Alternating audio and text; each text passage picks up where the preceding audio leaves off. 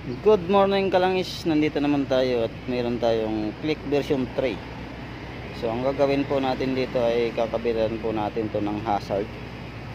At ang gagamitin lang nating switch ay ito lang, ang kanyang stock na switch. So bago natin ipagpatuloy, intro muna tayo mga kalangis.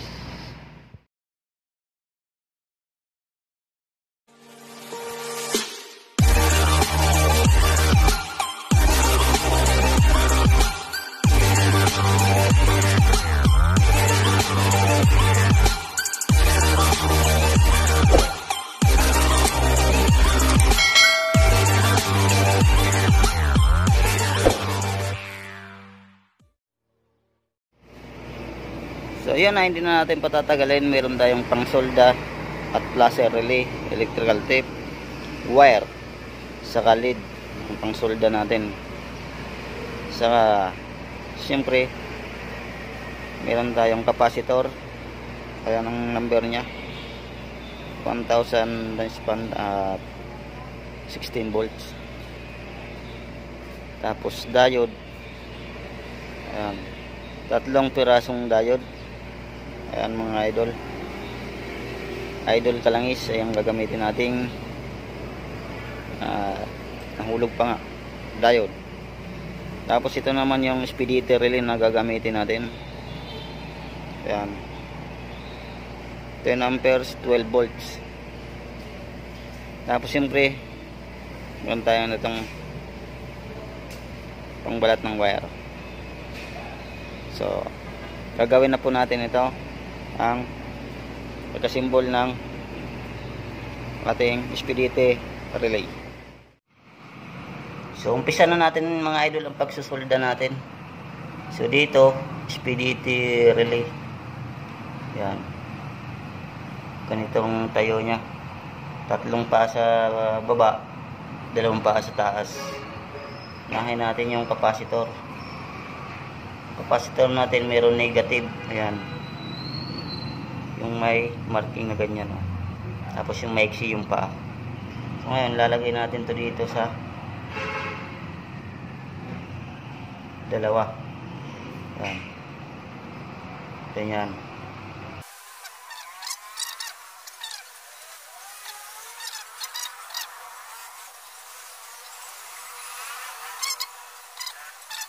So nailagay na po natin ang ating capacitor, ayan, sa dalawang paa ng ating relay sa baba.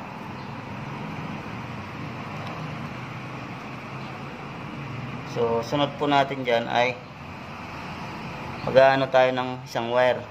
Ayan, itong wire natin ay dito natin yan ilalagay sa gitna ng baba nating relay, sa kasat dito sa kanan sa taas, yan.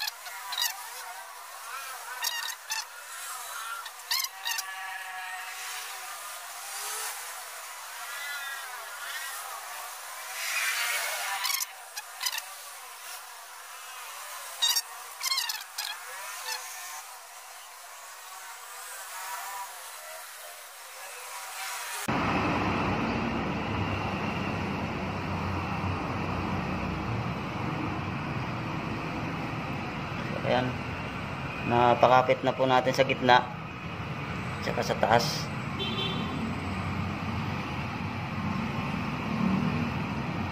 Ngayon dito naman tayo sa diode naman tayo mga kalangis. So ibuhol natin yung, papansin nyo, dalawang marking na silver para pagsamahin natin yan.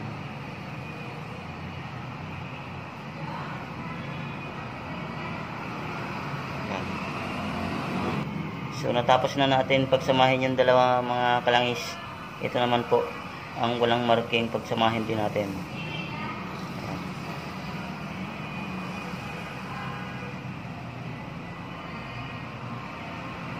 So tapos na natin pagsamahin yung dalawang walang marking.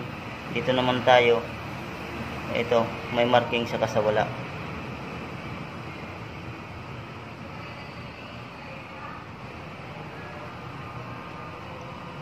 So ngayon, napagsama-sama na natin, puputulan na natin yan.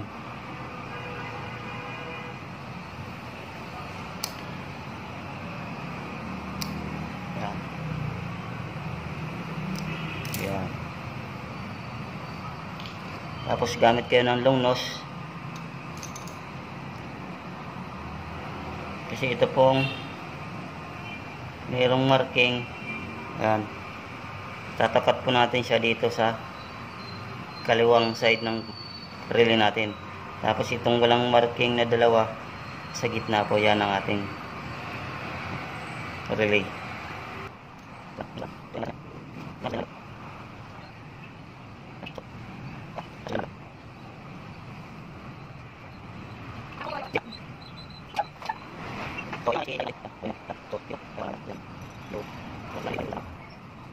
So ayan na po kalangis, na ano na po natin, nasolda na natin. Ngayon lalagyan na natin yan ng wire, sigurado lang na matibay at maganda, paka hindi siya matanggal. So yun ang mga kalangis, lalagyan na natin ng wire. Nagputol tayo ng mga 3 wire. Ayan. So pare-pares ang kulay. Ang ginawa ko na lang, linagyan ko ng tanda yung magiging negative natin. Ayan.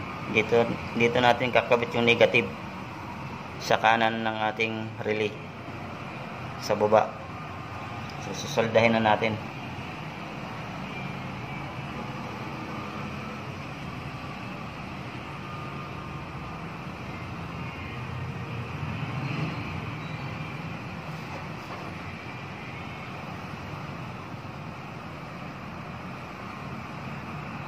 So ngayon, nailagay na po natin yung negative natin. So susunod po natin dyan itong pinagsama nating dalawa dito sa diode. So dyan natin lalagay yung isang wire natin. So nalagay na po natin mga kalangis yung sa gitna nating wire. Ayan. Pangalawa nating wire. So ang pangatlong wire kakabit natin dito sa kaliwa ng taas nating relay. So tatapos na tayo sa pagsusolda natin mga kalangis. Ang sunod po natin, ilalagay na po natin ito sa motor, sa Honda Click, ang ating pagkakabitan ng ating ginagawang hazard. So ikakabit na natin to sa mismong motor. So ito na po, kakalasin na po natin itong click na version 3. Ito pong gagamitin natin. Yan. So yung tornilyo na dito ay parang sa version 1 at 2 pa rin, ng version 2. Yan, Star Allen o tinatawag na flower.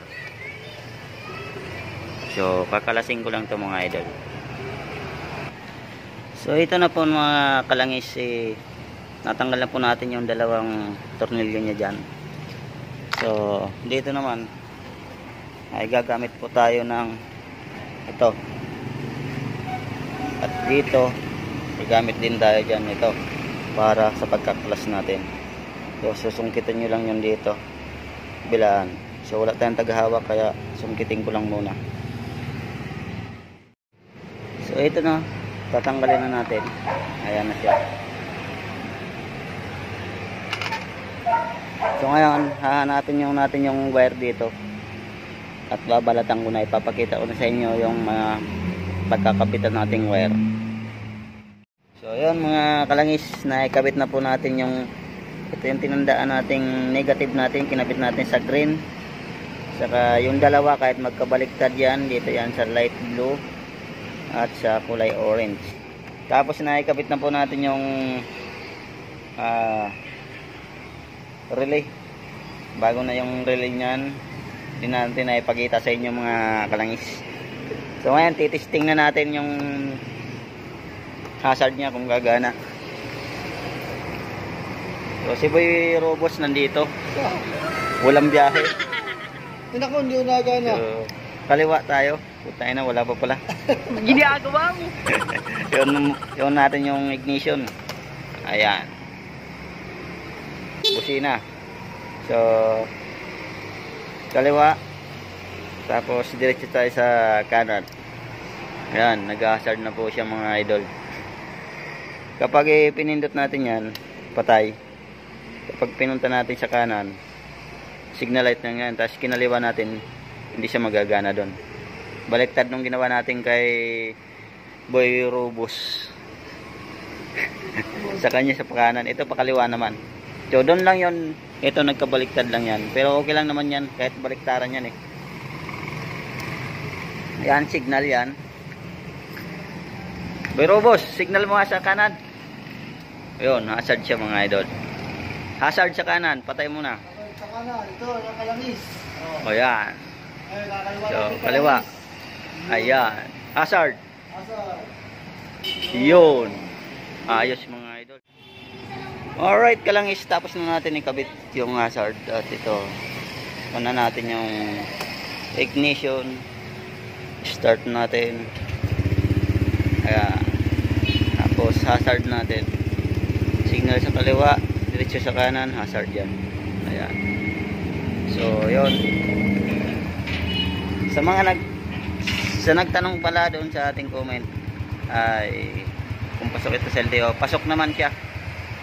Nakailang LTO ng may-ari nito, hindi naman siya inuuli. Basta ay siyempre pag may checkpoint, huwag mo lang bubumbahin dahil malakas ito pag binibirit. Pero hindi naman siya sinita sa kanyang muffler. So LTO dito sa amin, Kalapan. So yun lang ginawa natin. Pinapakabit ni Idol, hazard, ayos na. Yun, kalangis, dahil natuwa yung may-ari, nandito nga kami sa McDo. Yan, kasama natin yung may-ari at si Boy Robos. So ayan mga idol, dahil nga natuwa yung may-ari, ayun, busog na busog tayo nito.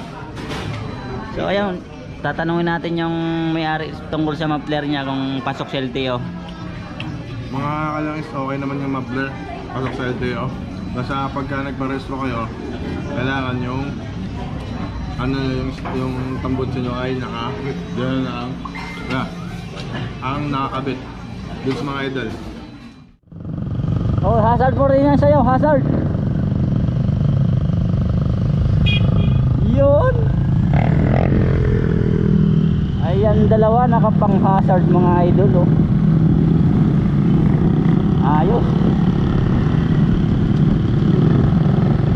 So, busog tayo mga idol. Maraming salamat sa inyong panonood. Hanggang sa muli mga idol. Hanggang dito na ang ating video. Ingat tayo palagi.